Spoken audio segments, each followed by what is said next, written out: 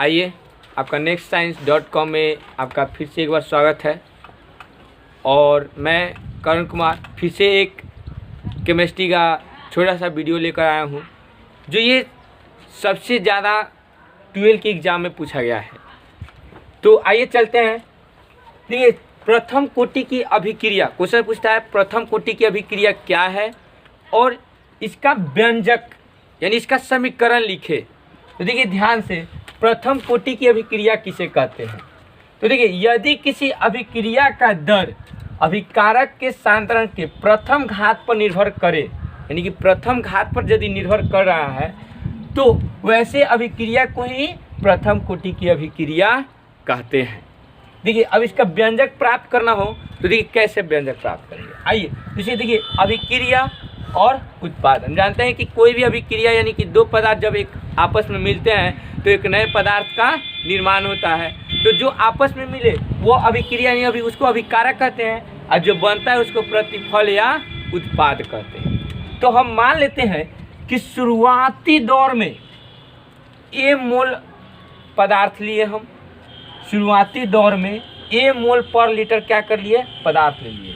तो शुरुआती दौर में उत्पाद तो कोई नहीं बना होगा। अब 30 समय बाद देखते हैं कि अभिक्रिया जो है वो x घट जा रहा है। x क्या हो जा रहा है जी, घट जा रहा है। अभिक्रिया की मात्रा कितनी घट जा रही है, x में घट जा रही है। तो उत्पाद कितना बढ़ जाएगा, x बन जाएगा। अब यहाँ पे अब शेष मात्रा निकाल लेंगे कि शेष मात्रा कितना होगा। शेष मात्रा तो अभिक्रिया यानी कि टोटल अभिक्रिया का शेष मात्रा हो जाएगा a में से x, यानी कि शुरुआती में से 30 समय बाद जितना बना है उसको घटा लेंगे तो a माइनस x हो जाएगा, और ये उत्पाद कितना रहेगा, x ही रहेगा। अब देखिए, अब कहता है ना कि 30 समय पर उत्पाद बनने का दर। अब मान लीजिए 30 समय पर ये उत्पाद बना, उत्पाद बनने का दर समानुपाती होता है, यानी कि बराबर होता है 30 समय में अभिकारक की बची हुई मात्रा। यानी अभिक्रिया को ही क्या कहते हैं, अभिकारक।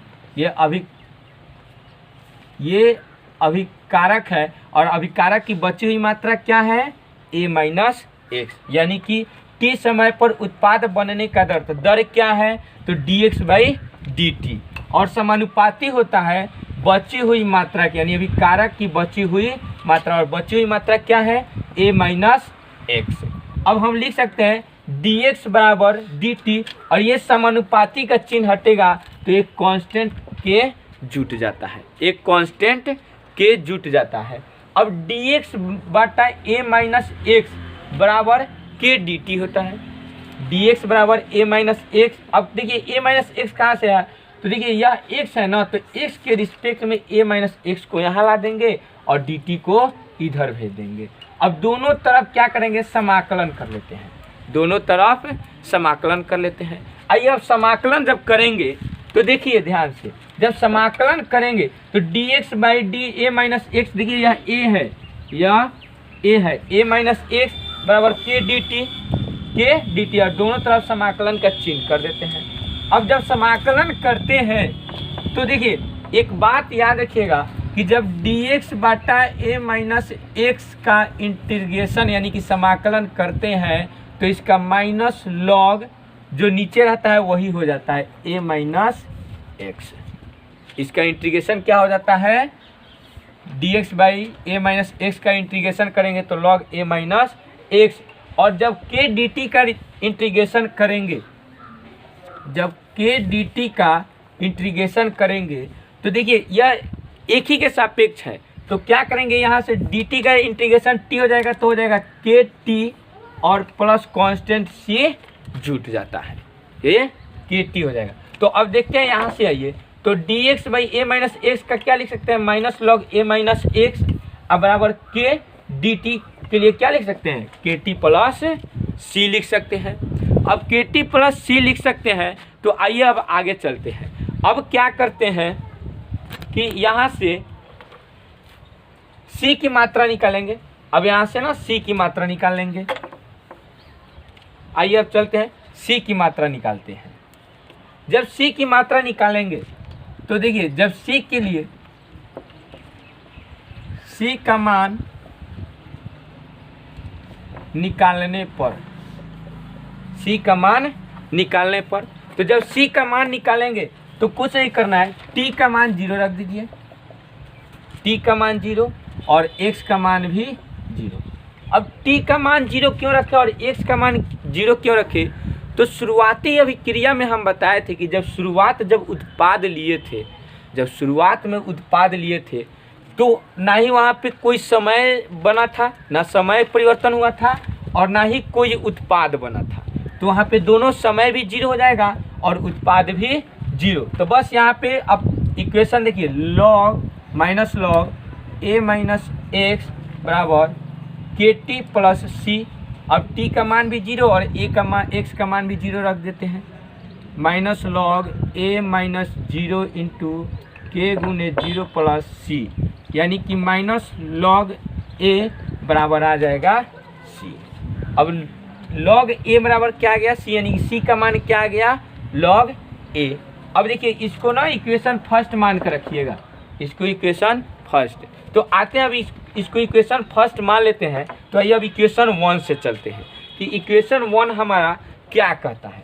तो इक्वेशन 1 हमारा यही कहता है कि minus log a minus x बराबर के टी प्लस सी, माइनस लॉग, तो यहाँ पे c का मान रख दीजिए, तो minus log a minus x बराबर के टी अब प्लस सी का मान क्या है minus log a, minus log ए हो जाएगा।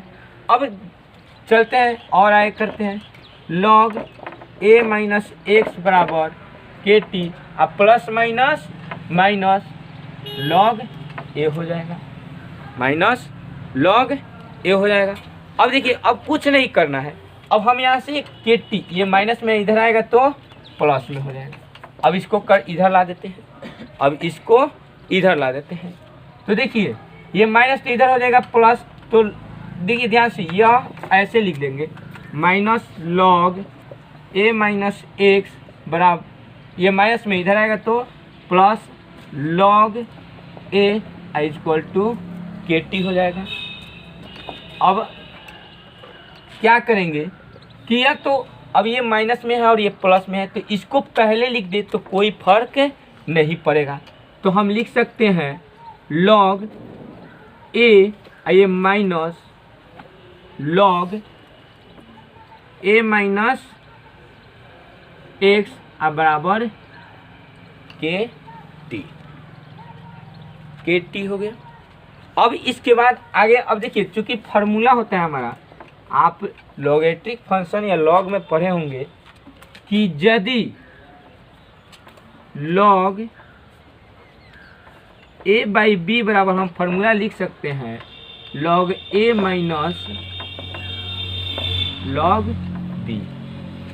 तो जरा सोचिए कि जब हम लॉग ए बाई बी को हम log a minus log B लिख सकते हैं, तो इसको ए मान लेते हैं और इसको बी मान लेते हैं।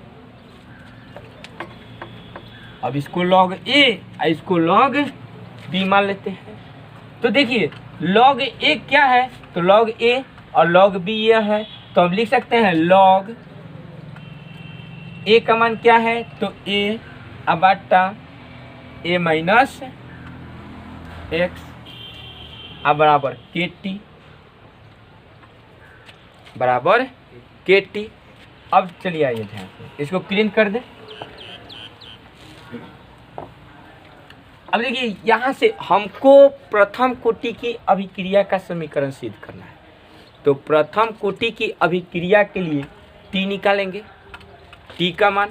तो जब टी का मान निकालेंगे, टी का मान निकालेंगे तो यहाँ पे तो लॉग ए बटा ए माइनस एक्स ये टी गुना में इधर आएगा तो भाग में, यानी कि अगर ज़्यादा तकलीफ है तो ऐसे भी हम लिख सकते हैं कि टी बराबर लॉग ए बटा ए माइनस एक्स, ए बटा ए माइनस एक्स। अब जब ये के को इधर ले जाते हैं टी, तो देखिए अब ये हो जाएगा 1 बाई के लॉग ए बटा ए माइनस एक्स, 1/k लॉग ए बटा ए माइनस एक्स। तो याद रखिएगा यहाँ पे 1/k के लिए एक वैल्यू कांस्टेंट होता है, एक वैल्यू कांस्टेंट होता है। 1/k के लिए जो वैल्यू होता है वो 2.303/k होता है। 1/k के लिए कांस्टेंट है यह कांस्टेंट। अब ये कांस्टेंट के लिए भी मान होता है, कैसे निकाला जाता है, तो ये प्रथम अभिक्रिया के लिए भी याद रख सकते हैं कि ये मान होता है। तो 1/k के लिए हम इतना लिख सकते हैं, तो t बराबर हमारा फार्मूला क्या आ गया, 2.303/k लॉग a बटा a माइनस एक्स। अब यहाँ से कभी कभी k का मान, जो वेग स्थिरांक है, k क्या है, वेग स्थिरांक, तो k का मान भी पूछ देता है। तो k का मान भी अगर निकालना हो तो k को यहाँ पर रख दीजिए और t को इधर ला दीजिए, तो एक भाग में इधर आएगा तो गुना में, तो k बराबर हो जाएगा 2.303/t लॉग a बटा a माइनस एक्स। तो ये आपका प्रथम कोटि की अभिक्रिया का रिएक्शन हो गया, और ये प्रथम कोटि के लिए वेग स्थिरांक का मान हो गया। ये है वेग स्थिरांक, वेग स्थिरांक किसके लिए, तो प्रथम कोटि के अभिक्रिया के लिए। तो हमको आशा है कि आप लोगों को ये वीडियो पसंद आया होगा। तो अगर आपको वीडियो पसंद आए तो मेरे इस चैनल को लाइक करें, सब्सक्राइब करें और शेयर करना ना भूलें। आज के लिए इतना।